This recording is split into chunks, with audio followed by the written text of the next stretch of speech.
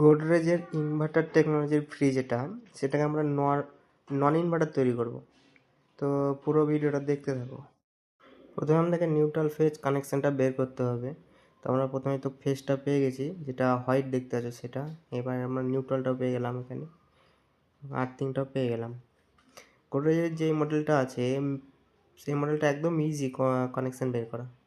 আমরা কানেকশানটা প্রথমে একটু তার জয়েন করে নেবো, যেহেতু আমরা ওয়াল প্লেট কম্প্রেসার লাগাচ্ছি। এটা ওয়াল প্লেট কম্প্রেসারটায় বাঁ দিকে আমাদের টার্মিনাল পয়েন্ট থাকে, সেহেতু তারটা একটু কানেকশান করে বড় করে নিচ্ছি আমরা। তার মানে টার্মিনাল পিন লাগিয়ে নেবো। পিনটা আমরা লাগিয়ে নেওয়ার পরে কম্প্রেসার চালু হচ্ছে কিনা সেটাও তোমাদেরকে পুরোটা দেখাবো। কাজটা আমাদেরকে একটা টেকনিশিয়ানই দিয়েছিল, কারণ কাজটায় যে টেকনিশিয়ান ছিল সে নন ইনভার্টার কানেকশানটা বের করতে পারছিল না, সেহেতু আমরা গিয়েছি কাজটা দেখি কমপ্লিট করে দিই কাস্টমারের। আমরা এবার কম্প্রেসারটা খুলে নেব। কম্প্রেসারটা এগুলো সব লক করা থাকে, লকগুলো প্রথমে খুলে নেওয়ার পরে আমরা পাইপগুলো কাটতে নিয়েছি। পাইপ কেটে কম্প্রেসারটা বের করব এবং ওয়াল প্লেট কম্প্রেসারটা ফিটিং করব। ওয়াল প্লেট কম্প্রেসারটা ফিটিং করার পর পার্ট 2 নাম্বারে দেখতে হবে আমাদের পুরো কাজটা।